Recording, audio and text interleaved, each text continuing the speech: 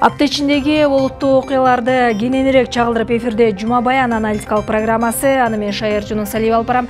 Кутмандуу кечиңиздер менен. Алгач бүгүнкү чыгарылыштан кыскача. Милицияны полиция деп атоо менен эмне өзгөрөт? Же мамлекеттик органды түп тамыры менен жаңылоонун учуру келдиби? Өрт өчүрүүчүлөрдү өксүткөн маяна маселеси. Көйгөйдү өзгөчө кырдаалдар министрлиги кандай чечет? Карлыктын камын азыртадан көрө сыртта иштеп жүргөн мекендештерге пенсия чегөрүү маселеси. Жаз жарыш, күз күрөш, жаз камылгасын багбандар кандай көрүшүүдө?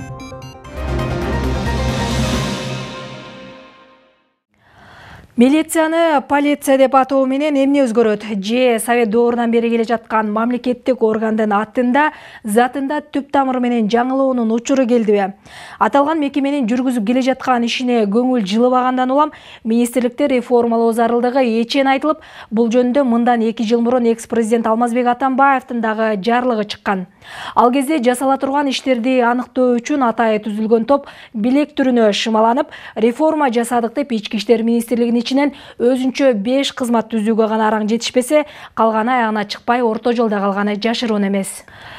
Бул ирет реформа демилгесин өкмөт башчы Сапар Исаков көтөрүүдө. Премьер-министрдин баамында милицияны полиция деп атоо менен өлкөдөгү укук тартибин коргогон орган элге жакын болуп, ишин натыйжалуу алып барып, эң башкысы бийликтен көз каранды эмес, саясаттан оолак элге жакыныраак болот деп ишенет. Кененирээк кийинки сюжетте.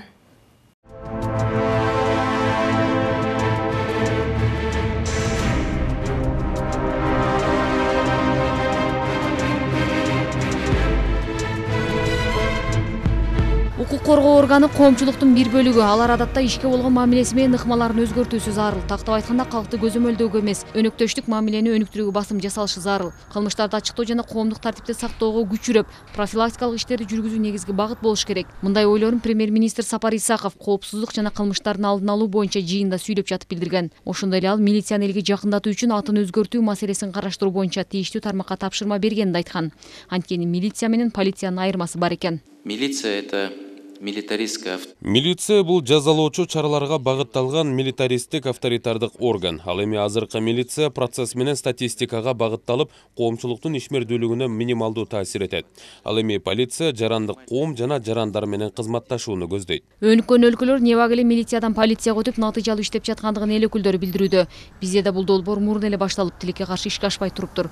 Бул маселени колдоо керек деген депутаттар милициянын атын полицияга которууда ички функциясында өзгөртүү зарыл дешет. Өнүккөн мамлекеттерде алар полиция деп аталат. Эми бул жерде полициянын чындыгында функциялар кичине мындай башкача болот да.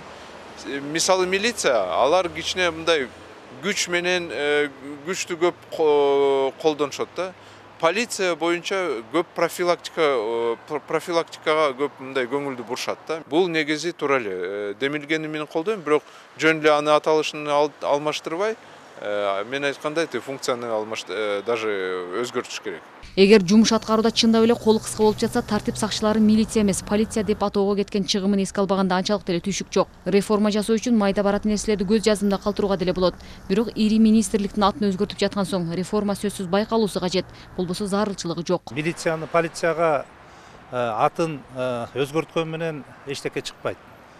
Бирок жанагы жол коопсуздугу сыяктуу ошону жакшылап реформа кылып, техникалык жактан камсыз кылып, ошо милиция органын бюджетин көбөйтүп, ошо коомчулуктун ишинде профилактикалык иштерди, өзгөчө мектеп окуучуларын, жогорку орто окуу жайларынын студенттерин, ошол коомчулукту тарбиялагандан баштасак, ошондо жакшы эффекттер болот эле да.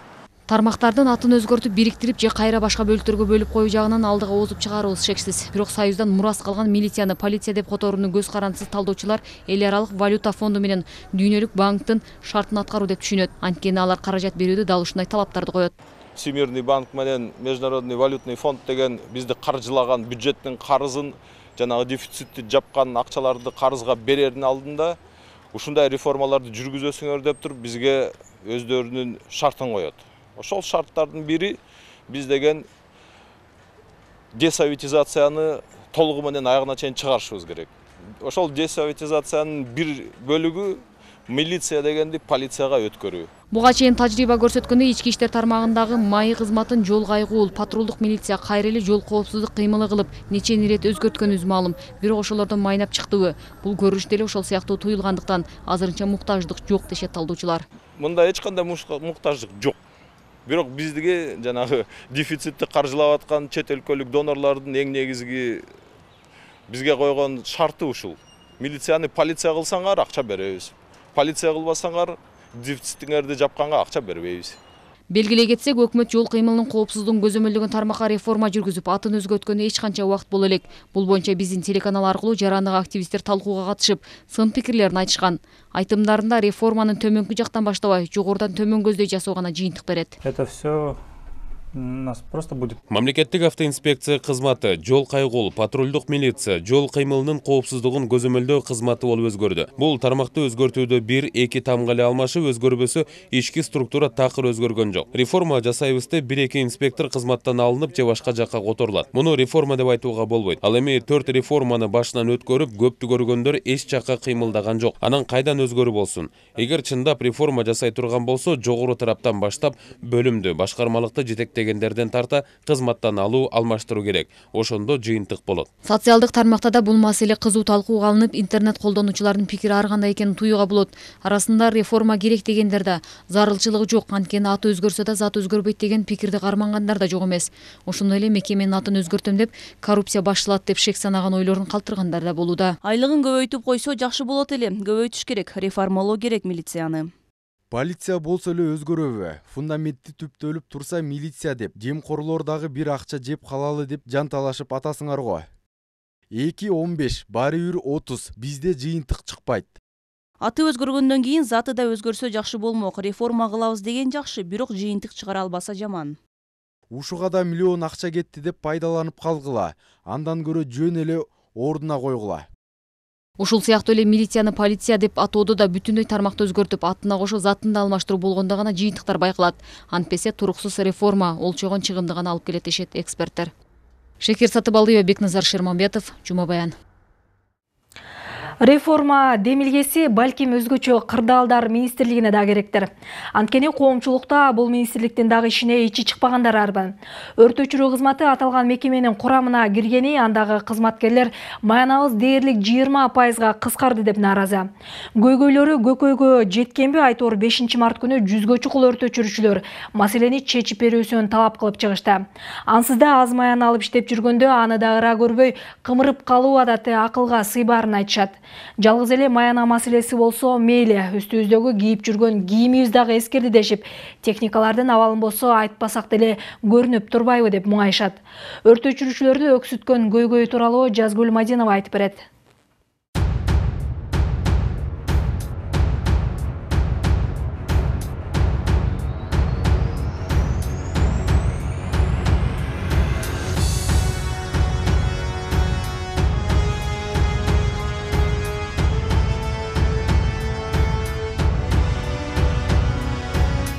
Мамлекеттик кызматта иштеген кызматкерлердин айлык маянасы жаратарлуу деп айтуу кыйын. Бул маселе жетери чегине жеткенби? Айтор өзгөчө кырдаалдар министрлигинин курамындагы 100гө жакын өрт өчүргүч кызматкерлери Бишкек шаардык кризистик башкаруу борборунун жанына митингге чыккан. Айтымдарына караганда, аларды өзгөчө кырдаалдар министрлигинин курамына кошкондон тарта айлык маяналарынан 20%га кыскарта баштаган. Жаңы жылдан тарта бул маселе курчуп, айрым кызматкерлер 1,5–2 миң сомго чейин эле айлык алышканын жашырышкан жок. Маселен, мындай каражат үй бүлөнү бауга эмес, керек болсо күнүмдүк оокат кылууга да жетпери маалым. Ушул убакка чейин биз чыдап иштеп келгенбиз. Действительно көп маселелерибиз. Эң биринчиден бияка чыдап алганбыз. Биз айлыкты кесе баштады да. Кайсы жыл 14-төн 16га чейинби?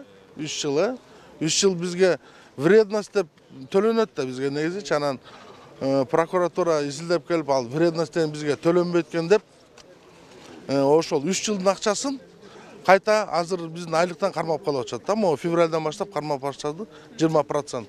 Өтө коопсуздукту талап кылган мындай жумушта иштеген кызматкерлердин формасы, техникалык жабдыктары да талаптагыдай болуусу шарт. Бирок тилекке каршы бул бөлүмдө иштегендерди акыркы 2-3 жылдан бери жетекчилик бир дагы форма менен камсыздай элек экен. Айласы кеткен кызматкерлер аны өз чөнтөгүнөн каражат чыгарып сатып алууга мажбур. Эми өзүңүздөр ойлосоңуздар, могу пожарга киргенде элементарный программисттерге компьютерде отурат деп, көзүнөн вред алып атат деп вредность төлөп беришет экен. Анан могу пожарга тетигинде коюу түтүндү жуткандан кийин муну вредность жок деп билбейм кандай киши айта алат мунучу. Ал бир маселе. Экинчи маселе болсо биздин обмундированияларыбыз, формаларыбыз мына 2 жылда бирден берилип турчу. 3 жылда берилип турган, өтүктөрүбүз 2 жылда бирден берилип турчу. Мына азыр эчтеке ала элекпиз, өзүбүз сатып алып атабыз. Бирдеме жок десең тап ки дейт. Бизде болсо убагында иштеп кеткендер кеткен, азыркылар страдайт этет. Мындан айтканда пенсионерге ошол учурда иштегендер пенсияга да кеткен. Аларды болсо биздикилер өйдө жакталар айтып атат. Аларды мейли деп койду прокуратура депчи. Алардыкында биз төлөп атпайбызбы азырчы? Минтип катардагы жөнөкөй кызматкерлердин айлык маяна маселеси менен наразычылыкка чыкканы жөндүү кеп. Себеби арасында 5 балалуу үй бүлөлөр, айына 10 миңге чейин насыя төккөндөр да бар. Эми айлык акыны 20%га чейин кыркып салса, үй бүлөнү кантип багабыз деген маселе жаралууда. Айрымдары 15 жылдап иштеп эми пенсияга чыгарда маселенин курчуп кеткенине нааразы. Неме кол коюп бериле, 300 сомдон чогултайлы деп макулбуз депчи. Мисалы ошондойлор деле бар, 300 сомго макул деген, алардыкын деле 20% кармап атат. Ар кимдики барганда кармап атпайбы? Мындай болуп атпайбы? Кээ бирлери чүйүз кобуз кылсаң ала төлөп бүтөйүн деп коюп туруптур. Бирөө төлөбөй, ушундай болуп атпайбы? Ошондон бир заминаты болуш керек да, или төлөнүш керек, или төлөнбөш керек да, туура? Бардакты.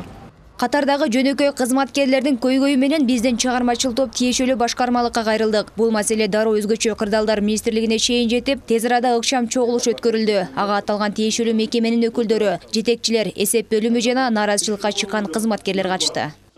Протокол собрания кана? Эмнеге келдиңер анан бери кандай? Значит, булардын маселеси туура маселе да. 2000 сомго деле неме? Накладный болот ай сайын 2000 армаса. Министр Кубатбек Боронов бул маселе боюнча кабары жоктугун айтып, тиешелүү жетекчилерди ишти ысыгында бүтүрбөй өөрчүтүбөгөнү үчүн аларга катуу талап койду. Не берилди атат? Жок, сага келген кагазды сен көрсөтүп, ондай маселени чечпей чыгарбадың. Эл каршы болсо эмне үчүн андай кыласыңар силер анан кийин? Заново неме өткөрөсүңөр, совещание. 90% участие болуш керек могу личный составдыкы. Канча суммага ай сайын макул болсо, ошону макул кылып бересиңер. Болбойбу? Жок анда. Түшүнүңөрбү? 300 сомго макул болсо, 300 сомдон макул дейсиңер, ар бири кол коюп берсин. Макул болбосо, жок. Жыйындын жүрүшүндө министр маселени тактоо үчүн 1 ай иштеп 2,5 миң сом алган кызматкердин айлык маянасын эсеп бөлүмүнө кайрадан карап чыгууну тапшырды. Натыйжада анын эсеп картасына 2,5 миң эмес, бизди таң калтырганы 10 миң сомдон ашык түшүшү керек экен. Эмнеге элдер каршы болсо андай силер неме кылдыңар анда? 2 миң сомдон каршыбыз деп атса. Могул прокуратурадан келген катты эмне үчүн көрсөтүп, моундай маселе чыгып атат. Эл буга 2000 сомдон кармаганга каршы. Эми маселенин чоо жайын аныктоо үчүн министр ыкчам түрдө комиссия тобу түзүлүп, маселени бардык тарабын кылдаттык менен текшерүүгө алып, бир күндүн ичинде кызматкерлердин көйгөйүн чечип берүү тапшырмасын койгон. Бир нече күндөн кийин маселени аныктоо үчүн кайрадан аталган башкармалыкка кайрылдык. Андагы жетекчилик кызматкерлердин макулдугу менен кайрадан аскер прокуратурасы менен сүйлөшүлүп, эми өздүк курамдагы кызматкерлердин айлыгынан 2015-2016 жылдары 1 жыл 8 ай мыйзамсыз төлөнүп кеткен айлыктан 5% кармай тургандыгын айтышты. Бул 500 сомдун тегерегиндеги сумманы түзөт экен. 20% эмес, 5%ке түшүрүп, ошондо ар бир кызматкерден 500 сомдун тегерегинде болуп калат экен да. Ошол боюнча талкуулар жүргүзүлүп, өздүк курамдын баары макул болушту.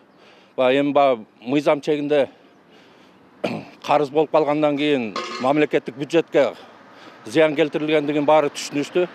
Ошондо 5% төлөп берүүгө, ошондо 500 сомдун тегереги болуп калат экен. Ошого макулдугун беришти. Эми мындан ары ошо 500 сомдон ашык кармалбайт. Ал эми өрт өчүрүүчүлөрдүн формасы боюнча жетекчилик март-апрель айларында мамлекет тарабынан атайын каражат бөлүнсө, кийим-кечеге тендер жарыяланып, жаңы форма менен камсыздай тургандыгын айтышты. Биз ошо кийим-кечеге тендер өткөрөбүз. Кийим-кечесине тендер өткөндөн кийин анан өзлөрүнүн процедурасы бар да тендердин. Ошолор өткөндөн кийин кийим утса ошолорго заказ берип, Кудай буйрса өздүк курамда кийинтебиз. Министрликтер жанагы өртөтүүчүлөрдүн атайын кийимдери жана орусча айтканда бай одежда пожарных деп коет. Ал индивидуальный болуш керек да, жеке кийиш керек. Ошол боюнча тендер өткөрүлгөнүн айтышты. Министр деле айтып кетпеди, тендер өткөрүлдү буйрса. Эми ал тендердин процедурасы өтүп бүтүп, заказ кабыл алынгандан кийин буйрса өртөтүүчүлөрдүн атайын кийимдери менен да толук камсыз болот. Алардын техникалык жабдыгына токтоло турган болсок, көңүлү жылытарлык эмес. Учурда Бишкек шаары боюнча өрт өчүрүүчү 19 автосистема болсо, анын 10-у күжүрмөн нөөмөттө, ал эми 8-и оңдоо абалында турат. Жетекчилик техникалык абалды жакшыртууга мэрия тараптан каражат бөлүнүү да каралууда. Эми ушул жылдын 6 айына чейин буйрса жаңы техникалар менен камсыздалабыз дейт. Жазгүл Мадинова, Эрмек Райымбеков, Жума Баян.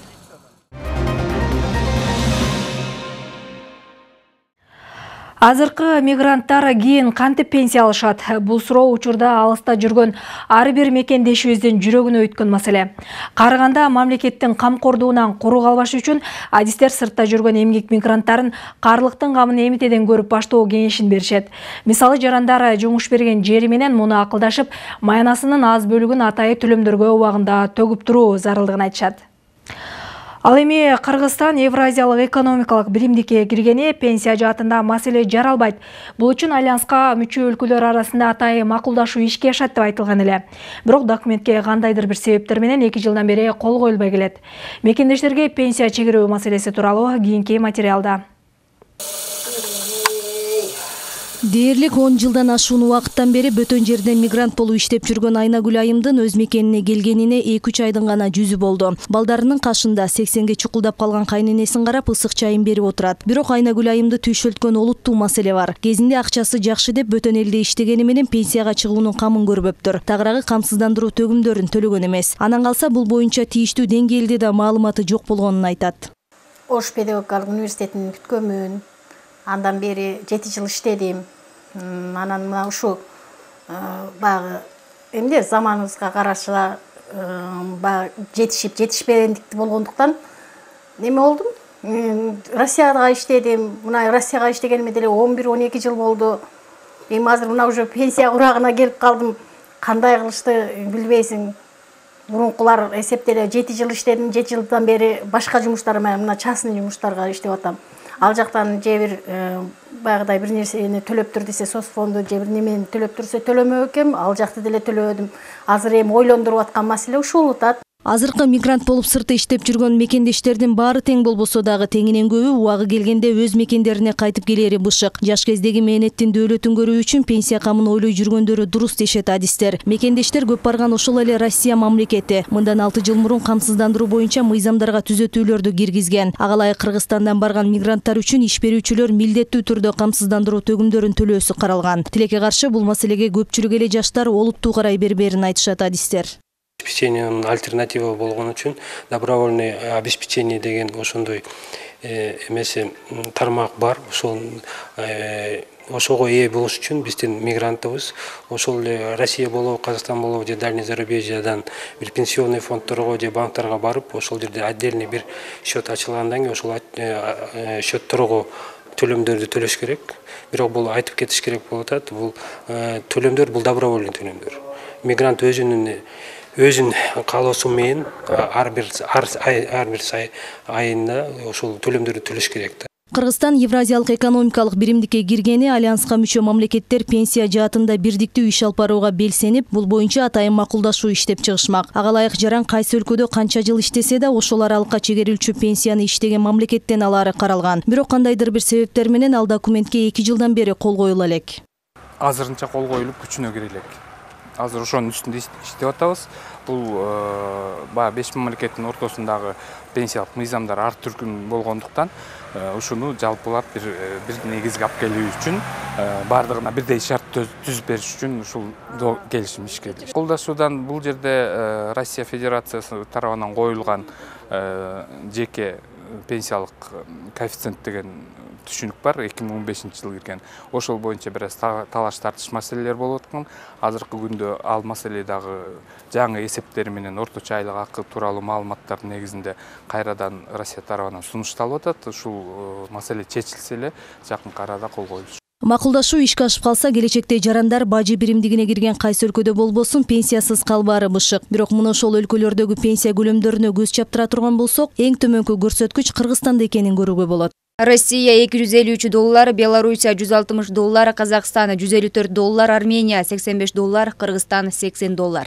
Кыргызстанда пенсия чегери 3 бөлүктөн турат. Биринчи базалык бөлүк. Ал 1500 сомдон башталып, аны 25 жылдан кем эмес тажрыйбасы бар эркектер, аялдар 20 жылдык тажрыйбасы менен мамлекеттик бюджеттен алышат. Эгер иштеген мөөнөтү азыраак болсо, анда бул сумма кыскарары анык. Бул жерде эми баягы бардык жарандарга түшүндүрмө берип кетишибиз керек. Быйылкы чыккан пенсия менен былтыркы чыккан пенсиясынын айырмасы болот. Анткени былтыр мисалы үчүн октябрь айында 520 сомдон кем эмес өлчөмдө жогорулатуу болду. Ошондуктан андан мурунку жылы чыккандыкы дагы бир 500 сомго жогору да. Ошондуктан баарын бирдей калыпта мындай теңдештирип койгон жокпуз. Жыл сайын көбөйгөнү алар ошол мыйзам күчүнө киргенге чейинки убакытта чектелсе, ар бир жылы индексацияланып кошулуп турат. Ошол эле учурда туруктуу жумуш орду жок келечектеги пенсиясын топтоо үчүн социалдык фондго белгиленген өлчөмдө акча төлөп туруу мүмкүнчүлүгү бар. Өзү иштебей, бирок үй бүлө мүчөлөрүнүн кирешеси мүмкүнчүлүк берген жарандар өлкөдөгү орточо айлык акынын 8%дан кем эмес суммасын пенсия фондусуна төлөп турса болот. Ошондой эле ал жарандын атынан чет өлкөлүк жарандар юридикалык тараптар дагы төлөсө болоорун айтышат адистер. Акыркы жылдары эң жакшы пенсиялык реформа Чили мамлекетинде жүргүзүлдү. Анда жарандар бир гана мамлекеттик мекемени карап олтурбай, келечектеги пенсиясын ар кайсы банктарга, инвестициялык фонддордо чогулта алат. Мында жарандар ай сайын кадимкидей айлыгынын бир бөлүгүн төлөп турушат. Ал эми кардарды өзүнө тартып, көбүрөөк акча чогулткусу келген компаниялар атаандашып, бири-биринен өткөн жакшы шарттарды сунушташат. Пенсия төлөмдөрү акырындык менен көбөйөрү айтылганы менен азырынча мактанаарлык эмес дешет баргелер. Кезинде Союздун совхозунда иштеп, 10дон ашуун бала төрөп Баатыр эне наамын алган Жаңыл апа дагы учурда 5000ден ашпаган пенсия алат. 45 жашымда чыктым. Уйсадым, бесадым, ошолорду жумуштарды кылып жүрүп тамеки да алдым. 10 балалуу болдум эле, аларды үйлөйм, жайладым. Пенсиям 6600 эле. 6500. Ал шығып қалдым деп, наразы болып жүрем. Маткүрөйім қошылып, 6500 шығып атпайбы, маткүрөй қошылып. Пенсия чегерүү маселесине улуттуу реформалар керек деп эсептегендер бар. Мисалы, өнүккөн өлкөлөрдүн мындагы жакынкы коңшу мамлекет Казакстанда дагы жарандар келечектеги пенсиясын ар кайсы банктарга, инвестициялык фонддордо чогултуп башташкан. Ошентсе да көңүл жубатарлык жагдай бар. Мындан ары пенсия өкмөттүн токтомун күтүп отурбай эле айлык акынын өсүшүнө жана инфляциянын деңгээлине карап жыл сайын өсүп тура бермекчи. Акылай Акыналиева, Исламбек Майрамбеков, Жума Баян. Жаздын келиши менен Баба дыйкан короо таласын тазалап, көчөт тигип, бактарын бутап, тазалоо иштери кызуу башталды. Өзгөчө өлкөнүн түштүгүндө эрте башталган жазгы талаа иштери өз нугунда жүрүп жатканы маалымдалат. Көчөт отургузуу жаатында элитиктер быйыл алма менен алчанын өзгөчө түрүнө басым жасап, кирешелүү булак экенин баамдашкан.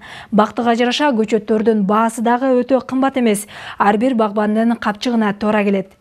Жазгамын эрте көргөн багбандар тууралуу кийинки материалда. Жалал-Абад облусунда жаздын келиши менен короо жайларга бактардын көчөттөрүн отургузуу иштери кызуу башталды. Негизинен тургундар быйыл алма көчөттөрүнө көп басым жасашууда. Элеттиктер алманын пайдалуу жана чет жакка экспорттоого ыңгайлуу экенине кызыгышат. Базаргүл Нарматова дагы 30 жылдан бери жазды утурлап Жалал-Абад шаарына келип, көчөт сатып тирилеген сооданын ушул түрү менен өткөрөт. Айтымында быйыл көчөт алгандардын саны арбын. Айрыкча алманын жана кокон гилястын көчөттөрү көп сатылууда. Кокон гилясты жакшы алышат. Кокон гилястын 4-чү воловой сабак узун болот дагы, жерге түшпөйт. Ал эттүү болот дагы, башка жакка экспорт кылса дагы жакшы өтүмдүү. Ошон үчүн элдер кокон гилясты көбүрөөк алып атышат. Андан кийин мына алмалар, мурун алмалардын пышкан алмалар арзан болчу. Азыр эми алмалар кымбаттаганга карап, элдер баягы жер алышып, алманы көп тиге башташты. Бизде мына алманын высокоростор бар, жана полукарликовыйлар бар. полукарлык алмалар тез мөмө келет. Сразу мына дароо эле мына быйыл эксең, быйыл бере турган алмалар бар. Сатуучулар көчөттөрдүн баасы өткөн жылдагыга салыштырмалуу 50% арзан экенин айтышат. Бул аларга кошумча киреше берет. Анан калса багбандар март-апрель айларында тигилген көчөттөрдү түшүмдүү болоорун, жыл ичинде жакшы каралса кийинки жылдан тарта мөмөсүн базарда сатууга болоорун белгилешет. Быйыл баалары арзан. Былтыры 280 сомдон алгандарымы быйыл 120 сомдон алдым. Бак болуп калган жакшы да, мөмөсүн үйдө жейбиз, кийин базарга сатабыз. Негизгиси бак болуп калат. Негизинен тоолуу аймактагылар алма көчөтүн көп сатып алышса, талаачылык аймагын жердегендер жана шаардыктар анардын, алчанын көчөттөрүнө көп маани беришет. Ал эми көчөт саткандардын көпчүлүгү багбанчылык менен алектенгендер. Алар кардарга көчөт сатуу менен эле чектелбей, аны кантип отургузуу, багуу керектигин да түшүндүрүүдөн эринишпейт. Кыркып абрес кылып беребиз биз, кыркып. Максат эле элдин пулун алыш эмес, бизге эмки жыл көктөдү, үкөм рахмат деп келиш керек адамдарчы. Ошон үчүн биз абрес кылып көктөй турган кыркып беребиз. 2 жылдан кийин мөмө берет.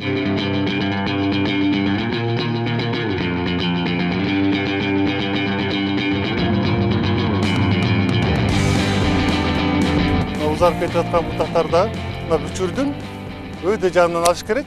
Мына кийин куурап мындай бир тоскоол болот да. Багбанчылык түштүктө эле чүй өрөөнүндө да кызуу башталды. Белгилүү журналист, тарыхчы жана Илимпоз Кыяз Молдокасымов мындагы көчөттөрүн 7-8 жыл мурун тиккен. 2 гектарда жерине 500 түп алчанын өзгөчө түрүн, шабдалыдан 300 түпкө чукул отургузуп, былтыртан бери алгачкы түшүмүн алып баштаганын айтат. Өзгөнүн көчөттөрүнө анчейин ишенбей, өзүбүздүкү жакшы деп Баткендин кадам жайынан алдырыптыр. Учурда ашыкча тал бутактарын кыркып, тегерек четин тазалоо менен убара. Буну ушундай формага келтириш керек да, мына ортосундагы жоон бутагын алып таштаса, мындай чашкага окшоп калат. Анан кийин араларына бул жерге шамал өтүп туруш керек. Шамал өтпөсө кийин дүпүйгөн жалбырак болот, кийин аябай коюу жалбырак болот. Коюу жалбырак болгондо бул жерде жанакы шамал кирбесе, бул ар кандай оорулар пайда болот. Анан кийин тиги түшүмдүүлүгүнө дагы жакшы болбой калат. Ошон үчүн мына булга суу жүгүр электе мына февралдын аягы, марттын башында гүл мындай жан кире электе, суу жүгүр электе бутап калыш керек. Алчанын өзгөчө түрү, кокон гиляз өзгөчө мээнетти талап кылган мөмө жемиш. Башында астейдил көңүл буруп карап койсо, кийин мөмөсүн жакшы берип кирешелүү булак болоору бышык. Азыркы көчөт убакыт өтүп бак болгондо бири-бирине тийип тоскоол болбош үчүн Кыяз мырза араларына мыкты сорттогу шабдалынын көчөттөрүн да тегиптир. Мына ал шабдаллар жетилгенге чейин кокон гилясты ортолоруна эгип койсо, бул шабдал эрте жетилет дагы, эрте куурайт. Бул шабдалынын көчөтүн дагы биз кадам жайдан алдырганбыз. Шабдалынын ар кандай сорттору бар. Аны ошо сортторуна карап туруп, эрте пышат турган, кеч пышат турган шабдаллар бар. Мына бул чемпион деген сорт да. Чемпион деген бул аябай даамдуу, аябай мындай өз дагы чоң келет дагы. Анан бул өтө пайдалуу. Азыр базардан баарын тапса болот. Ошол эле мөмө жемиштердин көчөттөрүнүн түрлөрүн, сорту жакшы деп кымбатына карабай Польшанык менен Өзбекстандыкында алгандар көп. Мыкты түшүм алыш үчүн баасы кымбат көчөт аздык кылат. Аны отургузуп, астейдил жаш баладай кылып кароодо түйшүгү бар. Баары бир мына сыртка караганда, сыртта деле макташат, бирок өзүнүн көчөттөрүдө алган жери билинип турат да. Жана кайнар айтты, кадам жай райондо алгандар өзү ошого гарантия берип, анан ошонун кийинки түшүмдүүлүгүнө жооп берет. Сырттан келгенде да жатат, мына Өзбекстандан, Тажикстандан, кээде Европадан келген көчөттөр кээде жакшы болбой калыптыр, кийин түшүм бербей калышы мүмкүн. Же убактынча берип туруп, анан кийин курап калышы мүмкүн да. Багбанчылыкка бала кезинен көнгөн Бекназар азыр студент. Калаадагы жогорку окуу жайлардын биринде ушул тармак боюнча билимин кеңейтип жатат. Окуудан сырткары убактысын бекер кетирбей, бош оор замат дароо үлүш жерине чуркайт. Жайда сатып жебей өзүбүздүн түшүмдүн даамын таталы деп жөөктөп тиккен кулпунайлардын чөбүн тазалоодо. Өзүң үчүн айдап койсоң, вареньяга баарына чыгып турат, анан келсең да мындай иштеп турасың, мындай чөйрө алмашат дегендей. Келсең жумуш даяр. Келесиң, чөбүн тазалайсың, сугарасың, дарылайсың, терип турасың, сатасың. Качан келсең жумуш даяр. Эрте жаздан күзгө чейин. Иштин көзүн тапкан адистер үлүш жердин четине кыдырата кожогатта тигип коюшкан. Суусун убагында берип, чөбүн отоп турса эле суук түшкөнгө чейин түшүм бере берет экен. Эбин тапсаң кожогаттагы мол түшүм берип, каражатты капчыкты кыйла эле кампайтаарын айтышат. Азыр бизде Кыргызстанда жумушсуздук проблема да, баары эле жумуш жок деп, окуун бүтөрү менен кетишет, четиркөч. Мисалы андан көрө жер болсо, мына бул жакта деген 50 соток жер малина. бүт малина айдағанбыз, арасы бак, көбүнчө малина. Малина деген биринчиден көп оорубайт. Мындай ухот асталап калат да бул. Анан караган оңой муну. Болжол менен эле мен жанакы болжолду айтып коеюн, мындай азыраак минималдуу неме менен 50 соток малинаны жакшылап карасаңар деген 8-10 жыл бою жыл сайын 30 000 доллардан тапсаңар болот да. Бул жанакы практика жүзүндө элдер кылып аткан жумуштар бул деген. Багбанчылык бакубат жашоонун булагы. Баркын билип баалап өстүрүп багам десе, күчтүү мээнет менен сабыр керектигин айтышат. Быйыл көчөтүн тигип, кийинки жылы дароо түшүм ала коем дегенге болбойт. Анткени алма, өрүк, шабдалы жана алча сыяктуу бактар кеминде 6 жылдан кийин түшүмүн бере баштайт экен. Шайыр Жунусалиева, Бекназар Шерманбетов, Жума Баян. Сиздер жарым саат бою мен жана кесиптештерим тарабынан даярдалган Жума Баяндын кезектеги чыгарылышына күбө болдуңуздар. Кечиңиздер көңүлдүү улансын, аман туруңуздар.